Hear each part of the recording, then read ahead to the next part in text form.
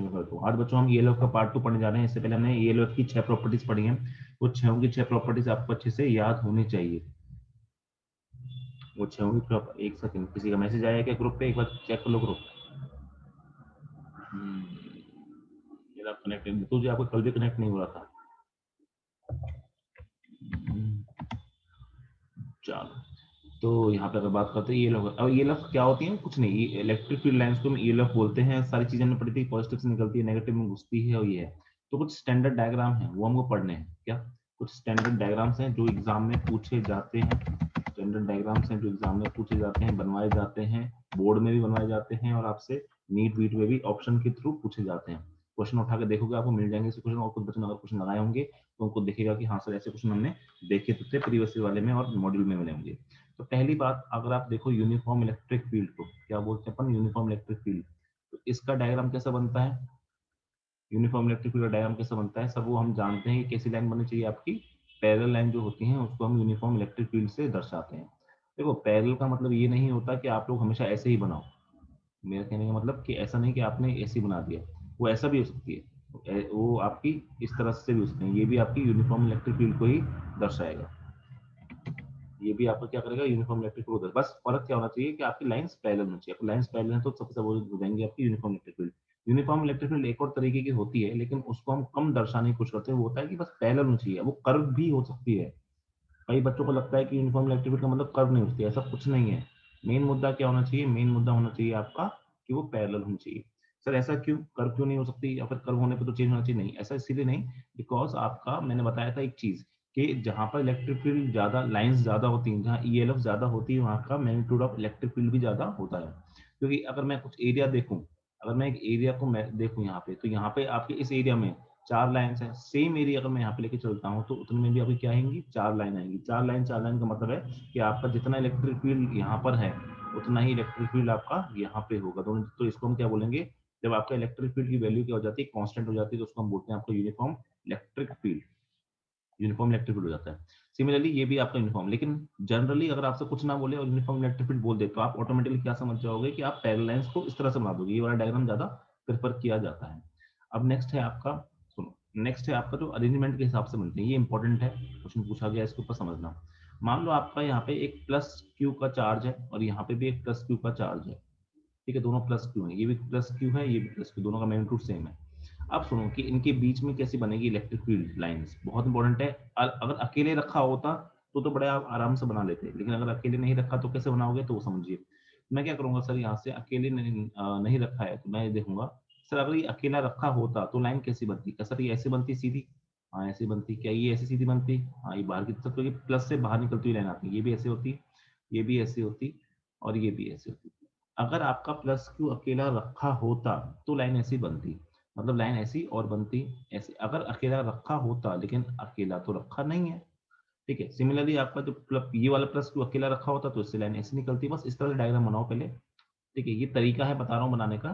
आपको तो फिर सिर्फ ऑप्शन चेक करना है नीट वीट में, IIT वाईटी में, और IIT नीट में क्वेश्चन पूछे गए। तो अगर ये दोनों अकेले अकेले होते, अगर ये दोनों अकेले अकेले होते तो इस तरह का डायग्राम बनता। लेकिन दिक्कत ये है कि अकेले अकेले तो नहीं रखे, ये आसपास रखेंगे एक दूसरे के। तो सर आसपास रखने से क्या दिक्कत होगी? आसपास रखने से ये दिक्कत होगी कि एक की इलेक्ट्रिक फील्ड दूसरे इलेक्ट्रिक फील्ड को प्रभाव करेगी। बिकॉज दोनों पॉजिटिव चार्ज हैं तो दोनों एक दूसरे को विरोध करेंगे। मतलब ये लाइन इसके पास जाने की ये पास जाती हुई दिख रही है, लेकिन ये क्या बोलेगा सर? ये बोलेगा, बहुत रुक रुक के चल रही है वीडियो, ऑडियो में प्रॉब्लम आ रही है क्या? कुछ ऑडियो और वीडियो में प्रॉब्लम आ रही है क्या कुछ बच्चों? बताओ जल्दी से। हो तो चेक हो जाएगा वैसे।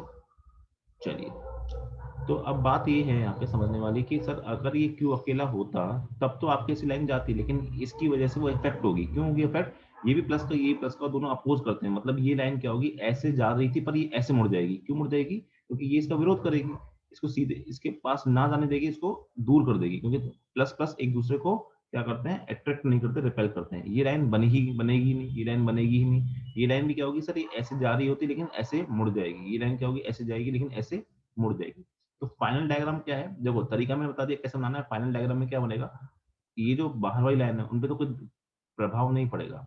ये वाली जो लाइन है इन पे तो कोई प्रभाव नहीं पड़ेगा। प्रभाव कहाँ पड़ेगा? जो इनके बीच वाली लाइन है। तो यहाँ से क्या होगा? लाइन ऐसे आएगी, ऐसे गुजर जाएगी। यहाँ से लाइन ऐसे आएगी और फिर ये ऐसे गुजर जाएगी। ऐसे ही अगर और लाइन बनानी तो ऐसे आएंगी और ऐसे गुजर जाएगी। सिमिलरली ये लाइन ऐसे आएगी और ऐसे गुजर जाएगी, ठीक है। और अगर यहाँ पे अगर बात करें तो ऐसे ये लाइन नीचे से आ गई, ऐसे गुजर गई, और लाइन बनाना चाहते हो तो ऐसे आई, ऐसे गुजर गई, सेम ऐसे यहाँ से आप बना सकते हो। तो इस तरह का अरेंजमेंट बन जाएगा आपका EOLELOF का। जब आपका ज्यादा चार्ज आपके पास में रखे हुए हैं, जब आपके पास में ज्यादा चार्ज रखे हुए हैं तो आपके पास में इस तरह से आप ELF बना सकते हो। आ रही है सबको बात? नहीं समझ, कोई बहुत खतरनाक चीज तो मैंने इसमें आपको नहीं समझाई, आई होप सो।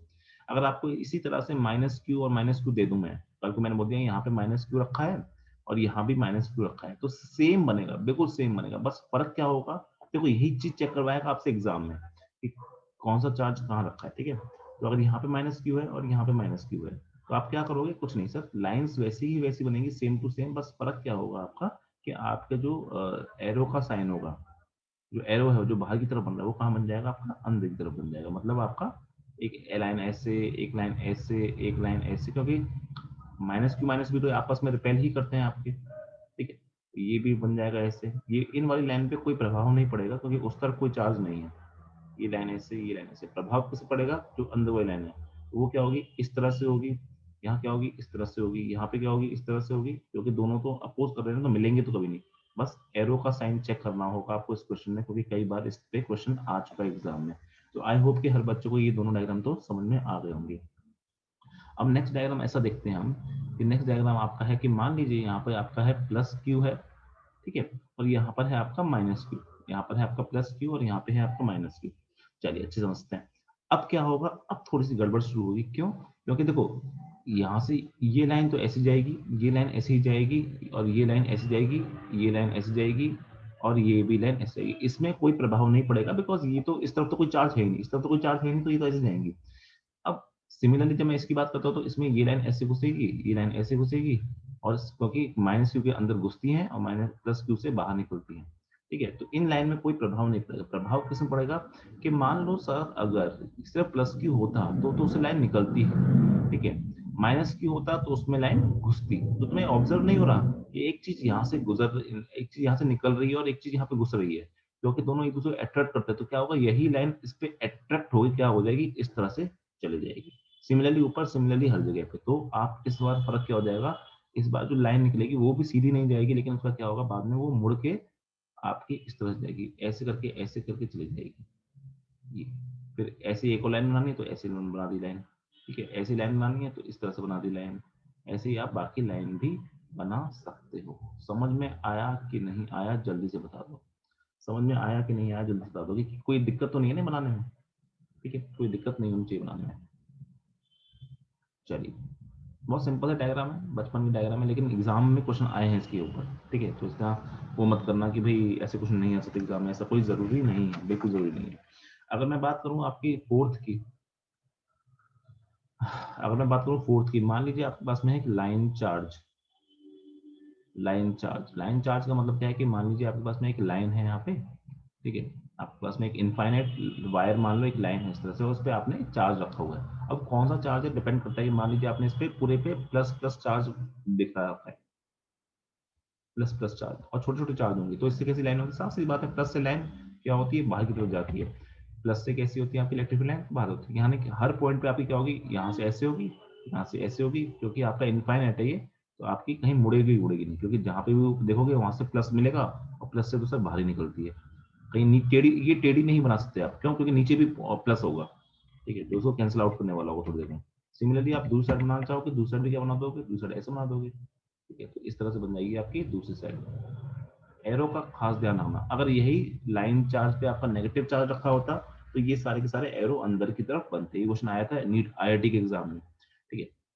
चलिए, तो अब हम एक क्वेश्चन कर लेते हैं इसके ऊपर, जो नीट में शायद पूछा गया था। अगर कोई क्वेश्चन नीट में पूछा जा रहा है तो देयर इज अ चांस कि वो IIT मेंस में भी पूछा जा सकता है। अब वो क्वेश्चन क्या था, सुनो। क्वेश्चन था ये कि मान लीजिए यहाँ पर आपका एक Q1 चार्ज रखा है, ठीक है, और यहाँ पे रखा है आपका Q2 चार्ज रखा है, ठीक है। समझना, बहुत अच्छा क्वेश्चन था, मजा आएगा क्वेश्चन करने में। और आपका यहाँ पे ऐसे लाइन जा रही है कि एक लाइन ऐसे जा रही है, एक लाइन ऐसे जा रही है, एक लाइन ऐसे जा रही है,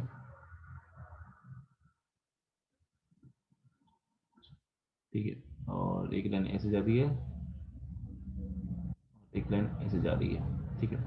और दूसरा हमने बनाया, मतलब एक सेकंड को, ये लाइन ऐसे जा रही है, एक लाइन ऐसे जा रही है और एक लाइन ऐसे जा रही है।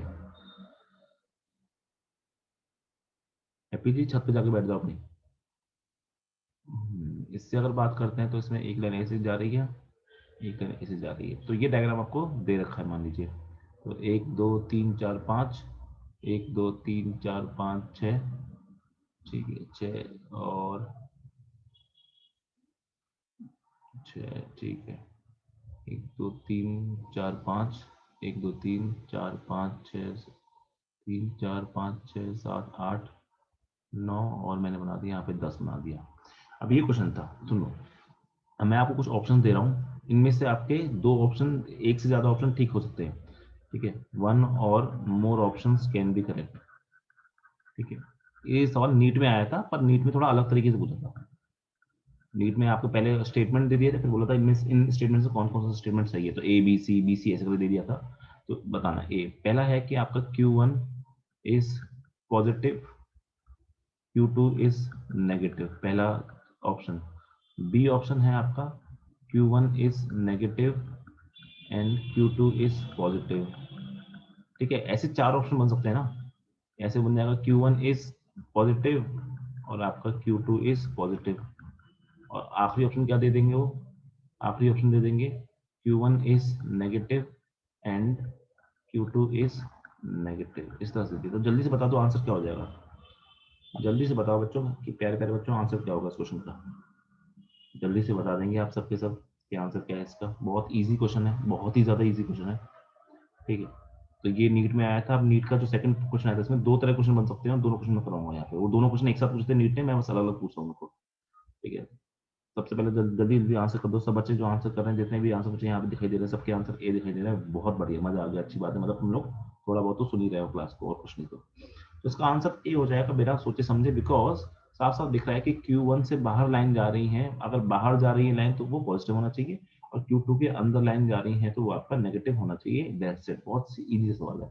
चलो इस क्वेश्चन में थोड़ा सा ट्विस्ट बढ़ते हैं, और अब कुछ क्वेश्चन को ऑप्शन क्या दे रखे हैं। नेक्स्ट ऑप्शन, मतलब ये मान लो ये क्वेश्चन फर्स्ट हो गया, ठीक है। और अब मैं क्वेश्चन सेकंड पार्ट पूछ रहा हूँ। दोनों क्वेश्चन मैं फिर से बता रहा हूँ, मिल के आए थे। अब सुनो, क्वेश्चन सेकंड अगर मैं पूछता हूँ तो ये बोला कि आपका मैग्नीट्यूड की बात कर रहा है, मान लो। साइन तो आपने बता दिया। तो Q1 is equal to Q2। B है आपका Q1 is equal to 2Q2। C option है आपका Q1 is equal to Q2 by 2। And D option है लेस इंफॉर्मेशन। मतलब आप डेफिनेटली नहीं बता सकते कि क्या होगा, कुछ इंफॉर्मेशन कमी है यहाँ पे। तो बताइए इसमें से आंसर क्या होगा। अच्छा क्वेश्चन है, बता सकते हो। लेकिन जिन्होंने जिन्होंने कल प्रॉपर्टीज पढ़ी होंगी वो लोग बड़े आराम से बता सकते हैं। प्रॉपर्टीज पे बेस्ड है क्वेश्चन। बताइए क्या आंसर होगा इसका। देखते हैं कौन आंसर करता है सही।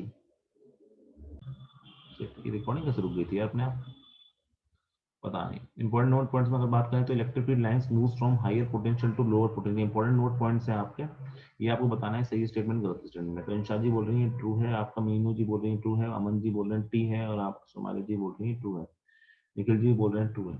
क्यों है, अब इसको देख लेते हैं। आंसर जिन्होंने भी ट्रू दिया सही है, जिनको आंसर नहीं समझ में आया, जिनको क्वेश्चन का स्टेटमेंट ही समझ नहीं आया, उनको भी मैं समझाता हूँ और बताने की कोशिश करता हूँ कि स्टेटमेंट आपका ट्रू है कि फॉल्स है। सुनो, बहुत अच्छा एक चीज है ये स्टेटमेंट, बहुत इंपॉर्टेंट है, याद रखना है।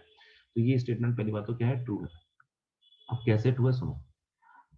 याद करो, याद करो, मैंने जो इलेक्ट्रिक, देखो साफ सी बात है, यहाँ पे इलेक्ट्रिक फील्ड का नाम आ रहा है और यहाँ पे पोटेंशियल का नाम आ रहा है। तो मुझे इनके बीच में जो रिलेशन होता है उसका यूज करना होगा। वो रिलेशन क्या होता है, -dv/dr, ठीक है। मैं एग्जांपल के लिए एज्यूम कर लेता हूँ कि आपका 1D है, क्योंकि आपके सिलेबस में मैक्सिमम 1D के ही क्वेश्चन आने वाले हैं, ठीक है। मान लो आपका 1D है। अगर 1D होता है तो यहाँ से मैं क्या लिख पाऊंगा, एक बात की, सर ई को मैं यहाँ से -dv/dx लिख सकता हूँ। हाँ बिल्कुल लिख सकते हो सर। अब सुनो, मान लो आपकी इलेक्ट्रिक फील्ड लाइन यहाँ से यहाँ मूव कर रही है। कोई भी एक लाइन मैंने पकड़ ली कि इलेक्ट्रिक फील्ड यहाँ से यहाँ मूव कर रही है। इस वाले पॉइंट को मैंने 1 पॉइंट ले लिया और इस वाले पॉइंट को मैंने सेकंड पॉइंट ले लिया, ठीक है। यहाँ का पोटेंशियल मैं V1 मान लेता हूँ, यहाँ का पोटेंशियल मैं V2 मान लेता हूँ, यहाँ का x1 मान लेता हूँ, यहाँ पे x2 मान लेता हूँ। साफ सी बात है कि x2 को मैं x1 से ग्रेटर ही मान रहा हूँ, क्योंकि मैं राइट की तरफ आ रहा हूँ। या फिर आपका मन है तो x1 को 0 ले लो और x2 तो कुछ भी ले लो, कोई पॉजिटिव भी होगा ना, x ले लो, तुम्हारी मर्जी। अब देखो, अगर मैं यहाँ पे निकालने की कोशिश करूँ, ये डीवी का मतलब क्या होता है, इस डीवी का मतलब कुछ नहीं, चेंज होता है, तो मैं इसको क्या लिखता हूँ, डेल्टा वी लिख सकता हूँ, डिवाइडेड बाय डी एक्स को क्या लिखता हूँ, यहाँ पे डेल्टा एक्स लिख सकता हूँ। अगर मैं इसको निकालने की कोशिश करता हूँ तो माइनस डेल्टा वी क्या हो जाएगा, V two minus V one upon delta X, यानी एक्स माइनस जीरो हो जाएगा। ठीक है, अब देखो ध्यान से, यहाँ से मैं क्या लिख पा रहा हूँ कि E is equal to, minus sign को हटाऊंगा, नहीं हटाना तो मत हटाओ इसको। ठीक है, तो मतलब अगर मैं माइनस साइन को चलो हटा ही देते हैं, तो क्या हो जाएगा, V one minus V two हो जाएगा यहाँ पे, और अपॉन एक्स हो जाएगा। अब तुम क्या कर रहे हो कि सर मैंने राइट की तरफ डायरेक्शन तो हम हमेशा प्लस लेके चलते हैं, हाथ से लेके चलते हैं, ये भी क्या है, प्लस है, तो यहाँ से V one minus V two क्या निकल के आएगा, आपका पॉजिटिव निकल के आएगा। इसका मतलब V2 क्या निकल के आएगा, लेस देन V1 निकल के आएगा। ठीक है, थोड़ी सी छोटी मोटी मैथमेटिक्स लगा दी और कुछ नहीं किया मैंने। तो इसका मतलब क्या है, इसका मतलब ये कि सर अगर इलेक्ट्रिक फील्ड लाइन आपकी 1 से 2 ऐसे जा रही है, और यहाँ पे V1 है और यहाँ पे V2, तो आप क्या बात देख रहे हो कि V2 की वैल्यू क्या हो गई, V1 से कम हो गई। इसका मतलब आपकी जो इलेक्ट्रिक फील्ड लाइन है वो कहाँ से कहाँ जा रही है, आपकी हायर पोटेंशियल से लोअर पोटेंशियल। बहुत इंपॉर्टेंट स्टेटमेंट है ये, बहुत ज्यादा इंपॉर्टेंट। मतलब कल को मैंने मान लो ऐसे करके लाइन बना दी, कल को मैंने कोई नई इलेक्ट्रिक फील्ड लाइन बनाई, मैंने बोला कि देखो ऐसे है आपकी इलेक्ट्रिक फील्ड लाइन, ये मैंने बोल दिया ऐसे है आपकी इलेक्ट्रिक फील्ड लाइन, ऐसे जा रही है, और मैंने बोल दिया कि ये पॉइंट ए है और ये पॉइंट बी है, तो आपको बिल्कुल भी संकोच नहीं होना चाहिए, बिल्कुल भी डाउट नहीं होना चाहिए इस बात में बताने के लिए कि आपका वी ए और वी बी में कौन बड़ा होगा। साफ सीधी बात है, वी ए बड़ा होना चाहिए, बस ये तरीका मैं बताना चाह रहा हूँ कि आपका ए से बी अगर इलेक्ट्रिक फील्ड की डायरेक्शन है, तो आपका बाद वाला पोटेंशियल हमेशा कम होता है और पहले वाला पोटेंशियल हमेशा क्या होता है, ज्यादा होता है। ये स्टेटमेंट बहुत इंपॉर्टेंट है, काफी सवालों में इसका यूज भी होता है और काफी बार एग्जाम में पूछा गया है। अब सेकंड स्टेटमेंट मैं आपसे पूछता हूँ, देखते हैं आप लोग सही बताते हो नहीं बताते हो। ये लिखता हूँ मैं, electric field line moves in the direction of decreasing potential. बताइए स्टेटमेंट सही है गलत है। Electric field line moves in the direction of decreasing potential. जल्दी से बता दो स्टेटमेंट सही लिखा है गलत लिखा है, जल्दी से बता दो,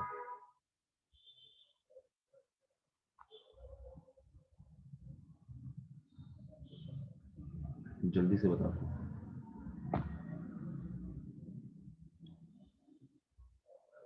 इलेक्ट्रिक फील्ड लाइन लिखा हो चाहे ई एल ओ एफ लिखा हो, एक ही बात है, तो दोनों सेम चीज होती है। तो आंसर देख लेते हैं, अलग अलग आंसर आ रहे हैं। अमन जी का आंसर ट्रू आया, ऋतु जी का आंसर ट्रू आया, मीनू जी का आंसर नो आया, शुमाला जी का आंसर ट्रू आया, मनदीप जी का आंसर हाँ जी आया, मीनू जी का आंसर हंसी आई है।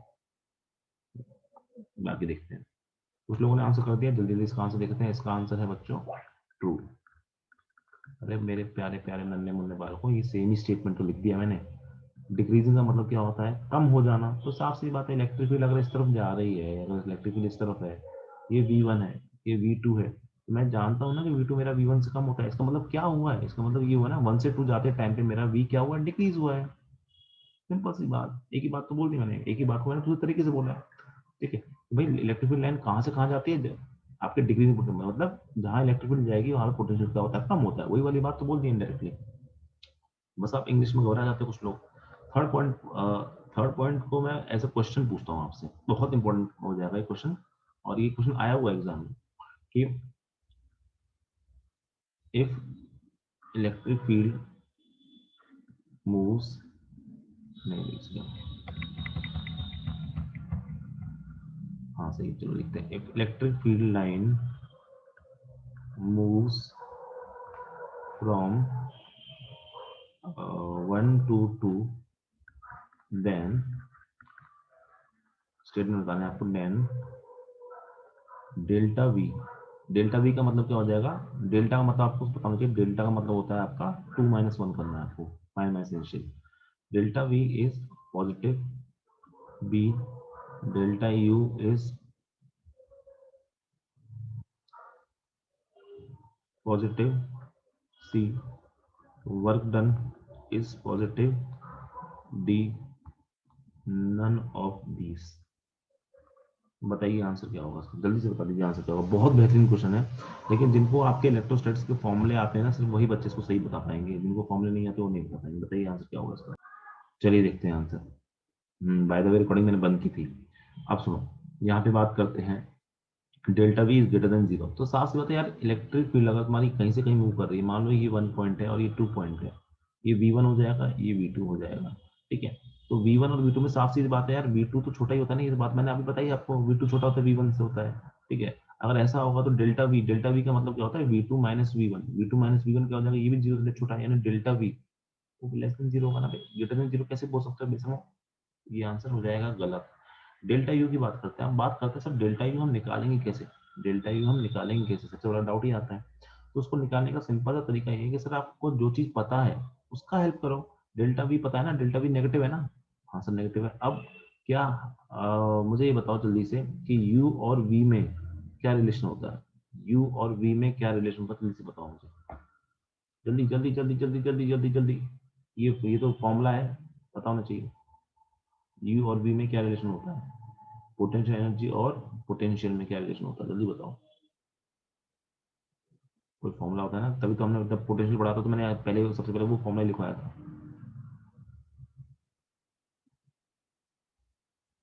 आज तृप्ति जी नहीं आई यार, जल्दी करो, कोई नहीं आंसर दे रहा, बेशर्मो। U is equal to minus D V by D R. हे भगवान, इंशा पढ़ाई नहीं कर रही हो ना बेटा तुम।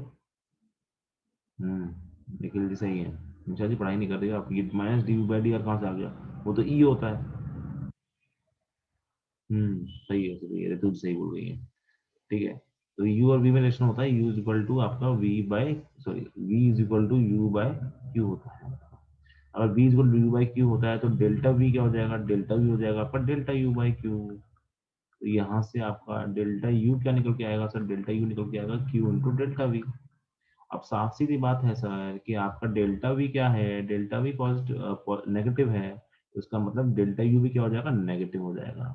और ये सोचना होता है पाप, ये सोचना होता है पाप, ऐसा बोलना गलत है। क्यों गलत है, क्योंकि आपका डेल्टा यू जो है, आपका जो डेल्टा यू है वो आपका क्यू पे भी डिपेंड करता है, वो आपका क्यू पे भी डिपेंड करता है।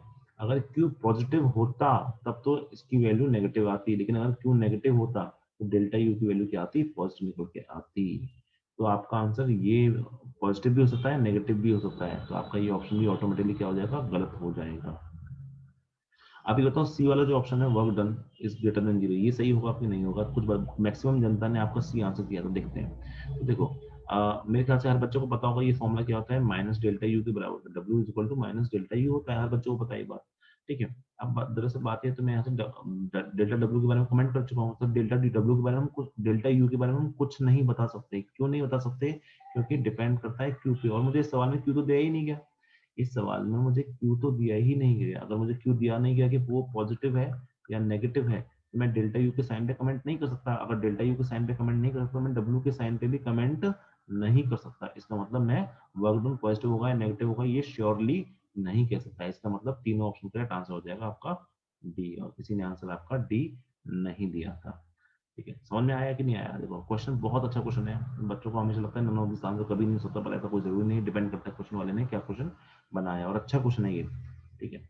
अगर गलती से ये सेकंड पार्ट बी पार्ट में अगर वो ऐसा कर देता, डेल्टा यू को पॉजिटिव दे देता, तो कुछ बच्चे, सॉरी नेगेटिव दे देता, तो कुछ बच्चे इसको सही करके आए थे, लेकिन वो फिर भी गलत होता, क्योंकि आपका क्यू पे डिपेंड करता है, आपका चाहे नेगेटिव दे चाहे पॉजिटिव दे, अगर वर्क डन आपको यहाँ पे नेगेटिव देता तब भी वो ऑप्शन गलत होता है, क्योंकि आपको नहीं पता, अगर जब तक क्यू नहीं दे दिया, जब तक आपसे ये ना बोल दे कि अब पॉजिटिव चार्ज इज गिवन, तब तक आप उस क्वेश्चन को नहीं सॉल्व कर सकते। आई होप कि हर बच्चे को ये क्वेश्चन समझ में आया होगा। चलिए बढ़ते हैं नेक्स्ट कैटेगरी ऑफ क्वेश्चन पे, जो यहाँ पे आपका ई एल ओ एफ के अंडर आते हैं, पूछे जाते हैं, सुनो। तो वो क्या हो जाएगा, मान लीजिए आपका इस तरह से इलेक्ट्रिक फील्ड लाइन जा रही है, मान लीजिए आपकी इस तरह से इलेक्ट्रिक फील्ड लाइन जा रही है, मैंने आपको दे दी। जनरली जो सवाल आपके एग्जाम में आते हैं वो यूनिफॉर्म इलेक्ट्रिक फील्ड पे ही आते हैं, बाकी इलेक्ट्रिक फील्ड पे आपके सवाल नहीं देखे जाते हैं अक्सर। तो देखो ये आपका यूनिफॉर्म इलेक्ट्रिक फील्ड मैंने बना दिया वापस से, ठीक है।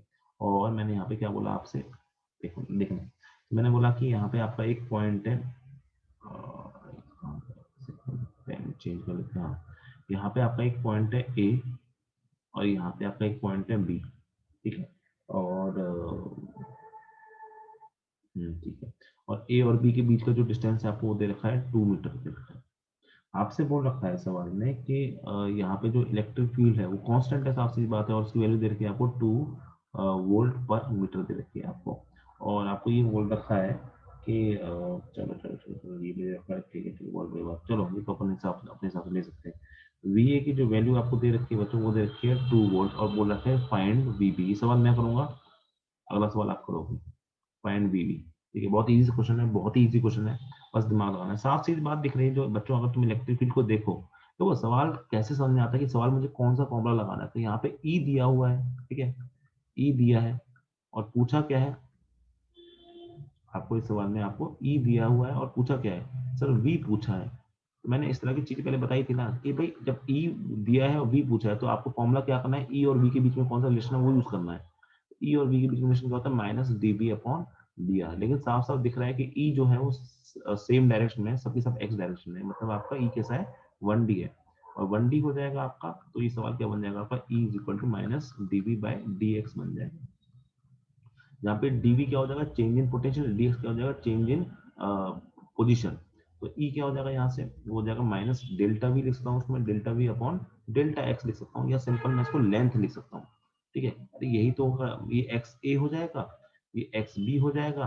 तो आप डी एक्स को क्या लिख पाओगे, डी एक्स को लिख पाओगे आप एक्स बी माइनस एक्स ए। अगर तुम ध्यान दो एक्स बी माइनस एक्स ए और क्या होगा, लेंथ ही तो होगा, तो ज्यादा दिमाग नहीं लगाना है। तो minus delta B by L लिख सकता हूँ मैं इसको। अब सुनो, ये हो गया, ठीक है, चलो बहुत अच्छी बात है। तो यहाँ से मुझे delta V is equal to क्या हो जाएगा, वो हो जाएगा माइनस ई। बच्चे जो सबसे बड़ी गलती करते हैं वो ये माइनस ना लगाने ही करते हैं, बस बच्चे एग्जाम में माइनस लगाना भूल जाते हैं, उससे आंसर बहुत ज्यादा चेंज होता है। अब क्या मैं डेल्टा वी को लिख सकता हूँ, V B minus V A लिख सकता हूँ, is equal to minus E into L लिख सकता हूँ। और यहाँ से वी बी निकाला जा सकता है बड़े आराम से, minus E L plus V A. ठीक है, अब जो वैल्यू दी है सो लिख लो, कोई फॉर्मूला याद नहीं करना है, फॉर्मूला सिर्फ ये है। ठीक है, इसी को यूज करना है अलग अलग तरीके से। तो यहाँ पे अगर मैं लिखूँ तो माइनस ई कितना दे रखा है, 2 दे रखा है, एल कितना दे रखा है आपको, 2 दे रखा है, वी ए कितना दे रखा है आपको, वो भी 2 दे रखा है। ठीक है, प्लस करना है तो यहाँ से आंसर क्या आ जाएगा आपको, -4 यानी -2 volts will be your answer. जल्दी से बताओ, हर बच्चे को यहाँ पे बैठे हुए समझ में आया कि नहीं आया, जल्दी बोल जाओ, जल्दी से बोल जाओ, समझ में आया कि नहीं आया क्वेश्चन। अर्शी जी वेरी गुड। ठीक है, बहुत इजी क्वेश्चन था, पर हाँ इस तरह के क्वेश्चन एग्जाम में पूछ जाते हैं, और इस तरह के एग्जाम में हर तरह के एग्जाम में पूछ जाते हैं, बहुत ही इजी क्वेश्चन है ये। ठीक है, चलो एक काम करते हैं आपकी प्रैक्टिस के लिए, वेरी गुड सुमाइला जी, एक काम करते हैं आपकी प्रैक्टिस के लिए आप लोग एक क्वेश्चन करो इस तरह से। चलिए देखते हैं कि आप लोग ठीक कर पाते हो नहीं कर पाते हो। तो मैंने क्वेश्चन दिया कि मान लीजिए इस तरह से इलेक्ट्रिक फील्ड है। ठीक है, एक सेकंड, इस तरह से इलेक्ट्रिक फील्ड है, इस तरह से इलेक्ट्रिक फील्ड है। इसमें थोड़े से बच्चों को कंफ्यूजन हो सकता है, और वो कंफ्यूजन को मिटाना है, इसलिए इस तरह क्वेश्चन कर रहे हैं। ये इस तरह से इलेक्ट्रिक फील्ड है और आपका यहाँ पर एक पॉइंट दे रखा है ए। ठीक है, और इसी के पैरेलल लाइन में जहाँ पे आपकी इलेक्ट्रिक फील्ड की लाइन है, बी दे रखा है आपको, और आपको बोल रखा है यहाँ पे ये है आपका 1 वोल्ट, और वी बी पता नहीं कितना है। ठीक है, और इनके बीच का जो डिस्टेंस है, इनके बीच का डिस्टेंस आपको दे रखा है, मान लीजिए 15 15 सेंटीमीटर दे रखा है। सवाल ये है फाइंड वीबी, जल्दी से आप वीबी पता करके मुझे बताइए। लेकिन सर आपने ई तो दिया ही नहीं, तो ई की वैल्यू आपको दे रखी है यहाँ पे, मान लीजिए दे रखी है 6 वोल्ट पर मीटर दे रखी है। चलिए क्वेश्चन करिए, देखते हैं किसका आंसर पहले निकल के आता है, जल्दी बताइए आंसर क्या होगा। Okay Ritu, you can go if you want to. चलिए, तो इस क्वेश्चन को अगर हम देखते हैं यहाँ पे आपका, तो ये आपको वही वाली चीज देखो। अब टेढ़ा होने से बच्चा सोचता है, टेढ़ा होने से क्या फर्क पड़ रहा है भाई, अभी इस सवाल को घुमा के देख लो, एक ही बात है, इस सवाल को कॉपी को पेज टर्न करके देख लो, बात तो एक ही है। सर मैंने अभी बताया आपको कि 1D का सवाल है ना, 1D का मतलब होता है कि एक ही तरफ ऐसा ही लाइन है, तो आपका साफ सी बात है, ई क्या हो जाएगा, फिर से आप minus D we upon D X लिख सकते हो। ठीक है, ज्यादा अच्छे समझना है तो इसको आप minus delta V upon L लिख सकते हो। तो ये क्या हो जाएगा, minus V B minus V A upon L लिख सकते हो। यहाँ से वही चीज निकल के आ जाएगी जो मैं थोड़ी देर पहले की थी, वो क्या थी आपकी V B is equal to minus E into L plus V. ठीक है, तो वी बी क्या हो जाएगा आपका, माइनस ई एल। बस अब यहाँ पे साइन की वो कैलकुलेशन गलती मत कर देना, कुछ लोग तो साइन गलती करते हैं, कुछ लोग कैलकुलेशन गलती करते हैं कि 15 नहीं लेना है, यहाँ पे 0.15 लेना है आपको, बिकॉज वो सेंटीमीटर है। और यहाँ पे वी ए क्या हो जाएगा आपका, वी आपको 1 दे रखा है सवाल में, तो वी भी यहाँ से कैलकुलेट किया जाएगा, 6 15 है 90 होता है, यानी 0.9, और ये आपका निकल जाएगा 0.1 वोल्ट। एक बात तो तुमने गौर फरमाया जो मैंने आपको बहुत पहले बताई थी बात, क्या कि सर आपकी इलेक्ट्रिक फील्ड लाइन जिस डायरेक्शन मूव करती है उस डायरेक्शन में आपका पोटेंशियल डिक्रीज करता है। तो तुम ध्यान दो सवाल में, क्या यहाँ पे जब तुम्हारा वी बी क्या वी ए क्या था, सर वी ए लिखा मेरा 2 वोल्ट, ठीक है, और वी बी क्या निकल के आया था -2 वोल्ट। साफ साफ देख पा रहे हो कि पोटेंशियल वैल्यू क्या हो गई, पोटेंशियल क्या हो गया आपका, डिक्रीज हो गया साइन में भी। सेम चीज अगर तुम इस सवाल में चेक करो तो यहाँ पे वी ए क्या है 1 वोल्ट, और वी बी क्या निकल के आ रहा है 0.1 वोल्ट, देख रहे हो। ऑटोमेटिकली अगर तुमने साइन वाइन सब सही ले रखे हैं तो तुम्हारा आंसर सही निकल के आएगा, कम आना चाहिए। अगर अब सुनो, अब टेक्निक बताता हूँ तुम्हें ये चेक करने की तुम्हारा आंसर सही है या गलत है। अगर तुमने गलती से यहाँ पे साइन वाइन की गलती कर दी होती तो तुम्हारे यहाँ से वी भी निकल के आता, दोनों प्लस लेके चलते तो वी भी तुम्हारा निकल के आ सकता था शायद। मेरे ख्याल से वो 1.9 निकल के आता, ठीक है, तो वो 0.9 होता और ये 1 होता, तो ये आंसर गलत होता। क्यों होता, यही दिमाग लगाना है एग्जाम में, यही दिमाग लगाना है आपको एग्जाम में। क्यों सर, अगर 1.9 निकल के आ रहा है या 10 वोल्ट निकल के आ रहा है तो ये आंसर गलत होंगे, बिकॉज सर अगर वी ए की वैल्यू 1 है तो साफ साफ वी बी की वैल्यू वी ए से तो कम होनी चाहिए ना। तो जो भी कई बार तो होता है बिना पेन उठाए आंसर बच्चे मार के आते हैं, क्यों, साफ साफ दिख रहा है कि सर ऑप्शन देख लेते हैं बच्चे। ऑप्शन अगर आपको इतने गंदे गंदे दे दिए जाते हैं तो कई बार देख के समझ में आता है कि सर क्या आंसर होगा। अगर कोई भी ऑप्शन आपका 1 वोल्ट से ज्यादा होगा तो वो ऑप्शन तो वहीं का वहीं आप रिजेक्ट कर सकते हो। ऐसे अगर 3 ऑप्शन मिल गए तो आप सीधी सी बात है आप चौथा आंसर भी मार सकते हो। तो इस तरह से क्वेश्चन करने की आपको टेक्निक आनी चाहिए। चलिए इसमें एक अच्छे लेवल का क्वेश्चन करते हैं, ठीक है, इसमें एक और अच्छा अच्छे लेवल पे जाते हैं क्वेश्चन में। अब सुनो, मान लीजिए आपकी इलेक्ट्रिक फील्ड लाइन मैंने आपको इस तरह से दे रखी है, एक्स की तरफ ही दे रखी है। फिर से जनरली सवाल आपके 1D के ही आते हैं, 2D के सवाल बहुत कम आते हैं। IIT एडवांस में सवाल आए हैं 2D के, पर उसको हम अभी कवर नहीं करेंगे, तो फिर आप ना बहुत ज्यादा कंफ्यूज हो जाओगे चीजों को लेके। अब सुनो, मान लीजिए आपका ये पॉइंट है, यहाँ पर इस बार थोड़ी सी गड़बड़ है, समझना। ये ए पॉइंट है और ये बी पॉइंट है, समझना, ये ए पॉइंट है और ये आपका बी पॉइंट है। और मैंने आपको क्या दे रखा है कि इनके बीच की दूरी मैंने आपको दे रखी है 2 मीटर के बीच की दूरी मैंने कर रखी है 2 मीटर दे रखी है। और अगर मैं सवाल के इसकी ई दे रखा है आपको 2 वोल्ट्स पर मीटर, याद रखना यहाँ पे यूनिफॉर्म है तभी आप ये सारी चीजें, ये सारे सवाल तभी आप कर पा रहे हो जब यूनिफॉर्म है। अगर यूनिफॉर्म नहीं होती तो इस तरह से नहीं कर पाता, आपको डिफरेंशिएशन और इंटीग्रेशन करना पड़ता। ये आपको दे रखा है, ठीक है, 2 मीटर दे रखा है और आपको यहाँ से एंगल दे रखा है, यहाँ का एंगल आपको दे रखा है बच्चों मान लीजिए 60 डिग्री दे रखा है, ठीक है, चलिए 60 डिग्री दे रखा है। और आपको दे रखा है कि वी ए की वैल्यू क्या है, वी ए की वैल्यू है आपकी कुछ मान लीजिए अच्छी वैल्यू मान लेते हैं। तो वी ए की वैल्यू आपको, चलो जो भी मान लिया 5 मान लिया, 5 वोल्ट दे रखी है। अब वही करना है फाइंड वी बी, देखते हैं आप लोग कर पाते नहीं कर पाते, ट्राई करो, कोशिश करो इस क्वेश्चन करने की। चलो करते हैं क्वेश्चन को। अगर मैं क्वेश्चन को देखूं सर, इस बार क्या है कि सर पहले तो आपने ए और बी को सेम लाइन में दे दिया था, पैरेलल टू ई दे दिया था, पर इस बार तो थोड़ा चेंज कर दिया आपने, ये थोड़ा अलग अलग लाइन में दे दिया। तो क्या करेंगे, तो दो चार बच्चों के माइंड में दो चार चीजें आती हैं। वो कुछ कोई बच्चे सोचते हैं कि इसी को ले लेंगे, जैसे इसी को लेंथ ले लेंगे और मल्टीप्लाई कर देंगे। कुछ बच्चों का दिमाग सोचता है, बोला सर नहीं, एक हम ये वाली लाइन लेंगे, ये वाली परपेंडिकुलर वाली लाइन, तो उसको क्या करते हैं 2 sin 60 कर देते हैं। कुछ बच्चे बोलते हैं नहीं सर ये वाली लाइन लेंगे, ठीक है, कोई बच्चा सोचता है ये वाली लाइन लेंगे, कोई बच्चा सोचता है ये वाली लाइन लेंगे। तो उन पे एक काम करते हैं, मनदीप जैसे आंसर बी बता रही है, तो जो बच्चे अलग अलग आंसर बता रहे हैं उस हिसाब से एक बार करते हैं, कंसेप्ट सीख लेते हैं। तो कंसेप्ट समझो, याद करो ये कंसेप्ट आया कहाँ से, कंसेप्ट आया आपका E equal to minus D we upon d r से, राइट, ठीक है। अगर हम 3D सवाल मान के करते हैं तो मैं यहाँ से आपका मुझे निकालना क्या है, वी भी निकालना है, तो मुझे मतलब ये लिखता हूँ मैं, क्या मैं D V is equal to minus E dot D R, मैंने बताया था ये डॉट प्रोडक्ट होता है, हाँ सर।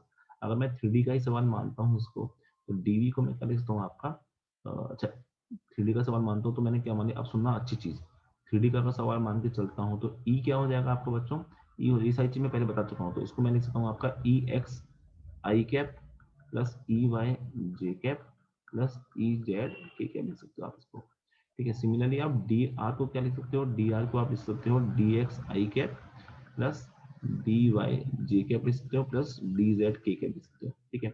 और अगर ई डॉट डी आर करोगे तो ई डॉट डी आर बच्चों क्या निकल के आएगा आपका, ई डॉट डी आर निकल के एक्स वाले को एक्स के साथ में, वाई वाले को वाई के साथ में, जेड वाले को जेड के साथ में। ये सारी चीज मैं पहले बता चुका हूँ, एक रिवीजन मान लो। तो ये क्या हो जाएगा, ई एक्स डी एक्स हो जाएगा plus E Y D Y हो जाएगा plus E Z D Z हो जाएगा। किसी बच्चे को मेरे ख्याल से इतनी छोटी सी बात में तो परेशानी बिल्कुल होनी नहीं चाहिए, मेरे ख्याल से बहुत छोटी चीज है और ये हम चीज पहले भी कर चुके हैं। मेरे ख्याल से किसी को इसमें परेशानी नहीं है, राइट, परेशानी है किसी को, तो ये लिख दिया मैंने, ई डॉट डी लिख दिया। चलिए अगर हम आगे बढ़ते हैं, तुम लोग कमेंट नहीं कर रहे हो, तुम लोग धीरे धीरे आलसी बनते जा रहे हो। ठीक है, तो अगर हम आगे की बात करें इस सवाल में, तो इस सवाल में आगे पे ध्यान दें। सर मेरा क्या, मैं क्या कहना चाह रहा हूँ इस सवाल से, क्या समझाने की कोशिश कर रहा हूँ आपको, कहाँ मर गए सबके सब। ठीक है, आओगे। क्या समझाने की कोशिश कर रहा हूँ इस सवाल से, इस सवाल से मैं ये समझाने की ये कोशिश कर रहा हूँ, तो तुम एक बात पे ध्यान दो। अब जिस डायरेक्शन में ई होता है ना, हम उसी डायरेक्शन वाली लेंथ को उससे मल्टीप्लाई करते हैं। बस जो एक्स वाई डायरेक्शन में अगर ई है, तो हम उसको एक्स वाई डायरेक्शन से मल्टीप्लाई करते हैं। अगर आपका ई जो है वो वाई डायरेक्शन में है, तो उसको हम वाई वाली लाइन से मल्टीप्लाई करते हैं। अगर आपका ई जो है वो जेड डायरेक्शन में है, तो उसको हम जेड वाली डायरेक्शन के साथ मल्टीप्लाई करते हैं। बहुत इंपॉर्टेंट चीज बता रहा हूँ मैं आपको। ठीक है, इस पेपर एक सवाल भी कराऊंगा बाद में, अच्छा वाला, जो आपका आईआईटी या नीट में किसी में आया हुआ है। मतलब मेरा कहने का मतलब कि अगर आपका ई एक्स डायरेक्शन में होता है ना, तो आपको सिर्फ वो वाली लेंथ लेनी है जो कि उस एक्स डायरेक्शन में है। अगर आपका ई वाई डायरेक्शन में होता है, तो आपको सिर्फ वो वाली लेंथ लेनी है जो वाई डायरेक्शन में है। आपका अगर जेड डायरेक्शन में है ई, तो आपको सिर्फ जेड वाई डायरेक्शन से उसको मल्टीप्लाई करना है। अगर तीनों में हो जाए, तो फिर तो आपको इसी तरह से करना पड़ेगा। ठीक है, अगर तीनों में हो जाए तो आपको इसी तरीके से करना पड़ेगा कि एक्स वाले को एक्स, वाई वाले को वाई। अगर अलग अलग है, अलग अलग से मेरा कहने का मतलब क्या हो जाएगा, अलग अलग से मेरा कहने का मतलब क्या हो जाएगा सर, अलग अलग से कहने का ये मतलब है कि अगर आपका सिर्फ एक्स डायरेक्शन में, जैसे इस सवाल में, अब सवाल पे लौट के आते हैं तो समझ जाओगे आप। इस सवाल में आपका ई किस डायरेक्शन में दिख रहा है सर, इस सवाल में जो मेरा ई है वो साफ साफ मुझे एक्स डायरेक्शन दिख रहा है। अभी ये वाली डायरेक्शन एक्स होती है ना, हाँ सर एक्स में, तो मतलब मुझे ए बी की वो वाली लेंथ लेनी है जो एक्स डायरेक्शन में होनी चाहिए। अच्छा सर, मतलब ए बी अगर मेरा ऐसे है, ए बी मेरा ऐसे है, तो मुझे कौन सी डायरेक्शन लेनी है ए बी की, मुझे लेनी है आपकी ये वाली डायरेक्शन, क्योंकि यही तो एक्स में होगी, यानी मुझे यहाँ पे ए बी एक्स लेना होगा। ये क्या हो जाएगी, ये परपेंडिकुलर है ना, तो ये क्या हो जाएगा, ये ए बी वाई हो जाएगा, या ए बी परपेंडिकुलर बोल लो इसको। ठीक है, वैसे वाई भी बोल सकते हो, पर परपेंडिकुलर बोलो, क्योंकि जेड ही परपेंडिकुलर होता है। पर मुझे कौन सा लेना होगा सर, मुझे लेना होगा ये वाला। क्यों लेना होगा ये वाला, क्योंकि आपका ई बी क्या है, इसी डायरेक्शन में है। समझ गए बात। अगर सर कल को ई टेढ़ा हो जाए तो क्या करेंगे, तो पहले तो उस टेढ़े वाले ई को आपको निकालना पड़ेगा, इसका आपको ई एक्स आई कैप प्लस ई वाई जे कैप की तरह इसको लिखना होगा। और फिर आपका अगर ए बी भी टेढ़ा मिल जाए आपको, तो आपको क्या करना पड़ेगा, उसका डी आर को भी तुम्हें डी एक्स आई कैप, ये बहुत हाई लेवल का सवाल हो जाएगा, और इसको डी वाई जे कैप लिखना पड़ेगा। उसके बाद फिर दोनों का डॉट प्रोडक्ट कर देना, तुम्हारा आंसर निकल के आ जाएगा। ये हाई लेवल का सवाल है, आईआईटी एडवांस लेवल का सवाल। लेकिन जनरली मैंने क्या कहा, आपके एग्जाम में वन डी के सवाल आते हैं, अगर आपके पास एक्स में आएगा या वाई में आएगा या जेड में आएगा। अगर यहाँ पे देख रहे हो सर, यहाँ पे आपके पास में जो ई आपको दे रखा है, वो आपका ई एक्स की डायरेक्शन में ही है। ई एक्स डायरेक्शन में ही है, तो उसको मैं क्या लिख दूंगा, 2 लिख दूंगा।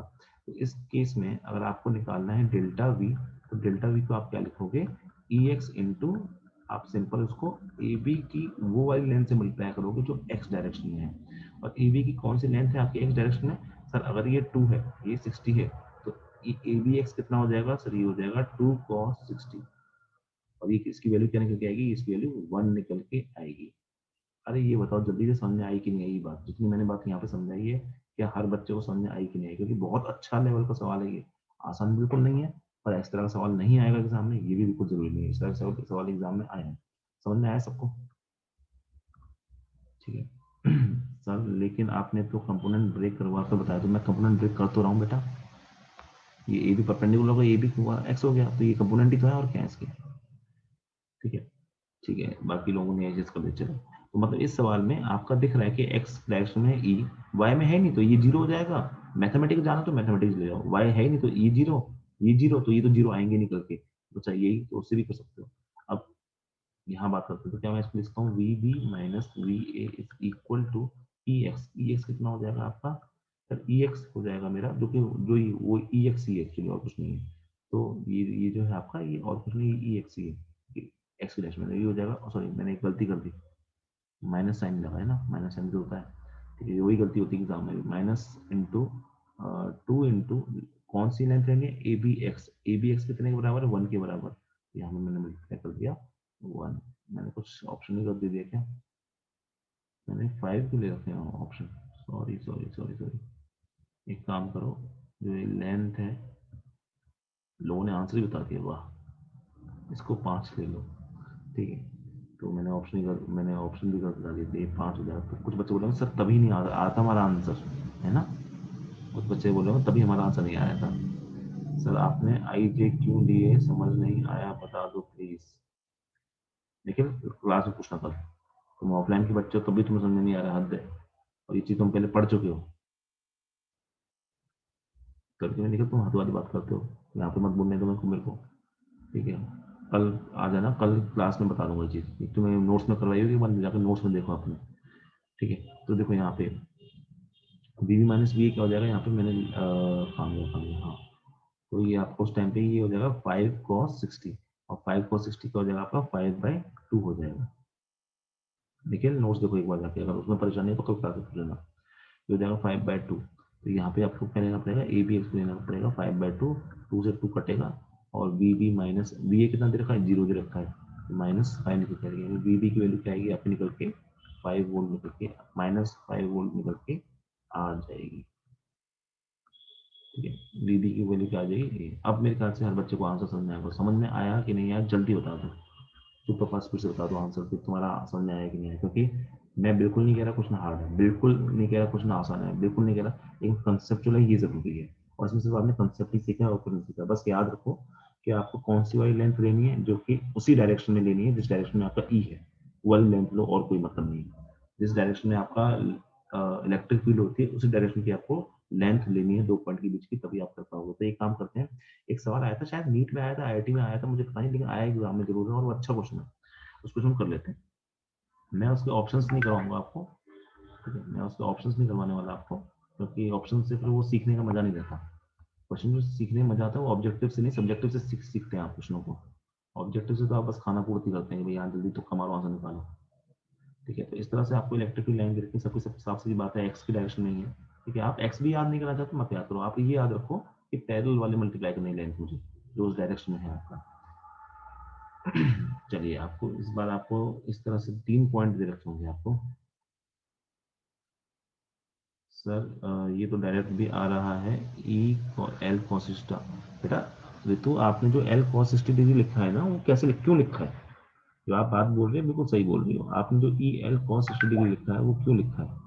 ठीक है, वो इसलिए लिखा है क्योंकि आपका डॉट प्रोडक्ट है, तो आप अपनी जगह पे सही हो, तो या तो आप उसे डॉट प्रोडक्ट समझ जाओ, या फिर आप उसे बिना डॉट प्रोडक्ट समझ जाओ, तभी ठीक है, कोई दिक्कत नहीं, आप अपनी जगह पे सही हो बिल्कुल। ऋतु जी ने एक चीज बोली है जो कि बहुत बिल्कुल सही बात बोली है, उन्होंने कुछ गलत नहीं बोला। सर उसने बोला इलेक्ट्रिक फील्ड आपने पिछले सवाल में ऐसे बनाई हुई थी ना, इलेक्ट्रिक फील्ड ऐसे बनाई हुई थी, हाँ ऐसे बनाई हुई थी, और अगर कल को और जो आपके ए बी था वो यहाँ से यहाँ तक था। ठीक है, बिल्कुल सही है, तो 5, तो उनका जवाब भी बिल्कुल ठीक है, 60 डिग्री। अब सर आपने बताया हो था वो कि जो डेल्टा वी होता है वो minus E dot D L होता है, डी एक्स या डिस्टेंस भी लिख सकते हो। ठीक है, ई डॉट एल होता है। अब डॉट प्रोडक्ट का मतलब क्या होता है, डॉट प्रोडक्ट का मतलब होता है आपका ई एल कॉस थीटा होता है। ठीक है, तो ये बात बिल्कुल सही है आपकी ऋतु जी, और सही काम करें, पर दिक्कत है ऋतु जी, कल को गलती से अगर कल को गलती सवाल अगर इस तरफ आ गया कि आपका ईवी टेढ़ा है, मतलब मेरा कहने का, कल को सवाल आपका ऐसा आ गया जो मैंने बाद में एंड में वो बात समझाई भी थी कि आपका कल को ई ऐसे है, ठीक है, और आपका मान लीजिए कि आपका ए जो भी ए बी है, ठीक है, मान लीजिए ए बी वो भी टेढ़ा है, ठीक है, तब क्या करोगे आप उस केस में, तब उस केस में क्या करोगे, तब उस केस में सबसे बेस्ट तरीका क्या होगा कि आप ए बी का एक्स कंपोनेंट निकालो, ठीक है, ए बी का वाई कंपोनेंट निकालो, सिमिलरली आप ई के भी ई का भी एक्स कंपोनेंट निकालो, ई का भी वाई कंपोनेंट निकालो, और फिर उसके साथ में उनके बाद उनके डॉट प्रोडक्ट कर दो। ठीक है, आप बिल्कुल सही बोल रहे हो, जब 1D होगा तो आप इस तरह से कर सकते हो, इस तरह से जल्दी आंसर भी आता है। पर वही ना कि मुझे बेटा सारे सवाल एक साथ समझाने हैं ना, तो वही, बाकी तो आपने जो किया बिल्कुल ठीक है, मुझे अच्छा लगा कि आपने वो मेथड बताया। तो बाकी लोग बच्चे हैं इस मेथड को भी ध्यान से दे सकते हैं, एक ही बात है तुम्हें। आप सुनो, सवाल क्या है आपका, या फिर एंड में ये बात याद रख लो कि मुझे जिस डायरेक्शन में इलेक्ट्रिक फील्ड होती है उस डायरेक्शन की लेंथ लेनी होती है, चाहे पॉइंट कहीं भी रखे हो, मुझे उससे मतलब नहीं, पॉइंट ऊपर रखो नीचे रखो दाएं रखो बाएं रखो, कोई मतलब नहीं, मुझे सिर्फ वो पॉइंट लेना है, वो डिस्टेंस लेना है दोनों पॉइंट के बीच में, जो कि आपका पैरेलल होता है या इन द सेम डायरेक्शन में इलेक्ट्रिक फील्ड होता है। मान लीजिए आपको ये ए पॉइंट दे रखा है, ये बी पॉइंट दे रखा है, और यहाँ पे आपको सी पॉइंट दे रखा है। ठीक है, इस तरह से बिल्कुल बी पॉइंट सी के नीचे ही है, सी पॉइंट बिल्कुल बी के नीचे ही है। इस तरह से आपको दे रखा है कि अगर मैं लेंथ की बात कर दूँ तो ये आपका 3 दे रखा है, ये 4 दे रखा है, और ये आपको 5 मीटर दे रखा है। तो साफ सीधी बात है, हर बच्चा बिना कुछ समझे बता सकता है कि एक राइट ट्राइंगल बन रहा होगा आपके सामने। ठीक है, अब सवाल आपके सामने पूछा जाता है कि find V B minus V A क्या होगा। तीनों के आंसर आपको एक साथ करना है। वी बी माइनस, 3 सवाल मैं पूछ रहा हूँ, वी बी माइनस वी सी क्या होगा, और थर्ड पार्ट आपसे पूछा है वी ए माइनस वी सी क्या होगा? जल्दी से बताइए इनके आंसर क्या होंगे। तीनों के आंसर एक साथ करने, कॉमा कॉमा करके अलग अलग आंसर मत करना, एक ही लाइन में तीनों के आंसर बताना, आंसर क्या होंगे जल्दी बता दीजिए। अच्छा ई की वैल्यू नहीं दी कि मैंने, ई की वैल्यू ले लो, ई की वैल्यू ले लो तुम, ले लो तुम 4 ले लो, चलो 4 वोल्ट पर मीटर ले लो। अब बताइए आंसर क्या होगा।